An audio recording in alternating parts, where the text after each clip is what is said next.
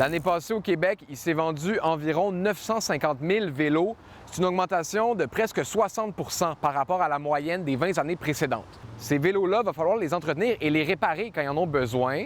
Aujourd'hui, on va aller chez Technocycle, un endroit où on forme des mécanos amateurs et d'autres qui veulent le faire de manière professionnelle. Si c'est trop tendu, tu vas le sentir aussi en pédalant. Tu vas sentir une résistance tout le temps au même endroit dans tes pédales.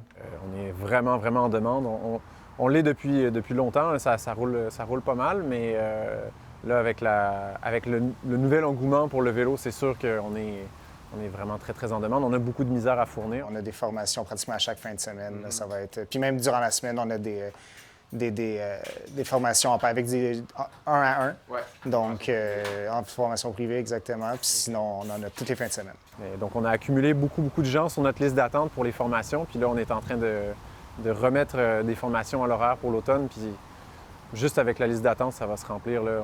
On a vraiment de la misère à fournir. Il faut du bon monde, puis il faut du monde donc compétent. Donc, c'est difficile à trouver parce que toutes les boutiques de vélo en cherchent. Ah, il y a définitivement un gros manque de main-d'œuvre. Il y en avait un avant la pandémie, mais là, c'est sûr que c'est très difficile. En ce moment, c'est un petit peu précaire. C'est pour ça que maintenant, tu sais, dans certains bike shops, on voyait du genre 6 semaines, 8 semaines d'attente avant de pouvoir avoir une mise au point sur son vélo. Donc, c'est juste, il y en a tellement que la demande était trop grande pour l'offre. Nous-mêmes, on se nourrit des gens on se feed en fait avec les gens qu'on voit dans les formations, puis malgré tout, on a de la misère à trouver les employés qu'on veut avoir dans notre équipe. Là. Oui. Surtout sur un bike d'enfant, toujours mieux de double, triple check. Dis-moi un peu le type de clientèle que vous avez pour les formations de vélo.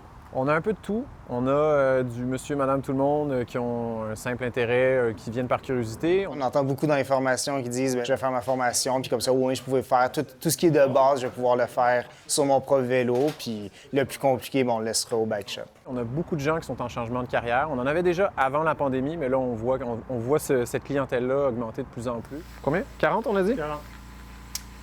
Je suis arpenteur de formation depuis 13 ans, puis j'ai décidé de m'en venir mécanicien de vélo pour m'ouvrir mon propre bike shop l'an prochain. Bien, la pandémie a été pour beaucoup. L'été passé, moi, mon travail a beaucoup baissé, donc j'en ai profité pour faire beaucoup de plein air, dont beaucoup de vélo. Puis dernièrement, on a passé une partie de l'automne puis l'hiver à Val-Saint-Côme, pas à Val-Saint-Côme, mais à Ville-de-Saint-Côme. Puis on s'est rendu compte qu'il n'y avait personne qui louait des vélos, qui réparait des vélos. Alors moi et ma nouvelle conjointe, on a dit, ben pourquoi pas nous? Je suis en formation pour être le mécanicien principal. Donc on y va comme ça. Puis avril 2022, Ascension Sport va naître.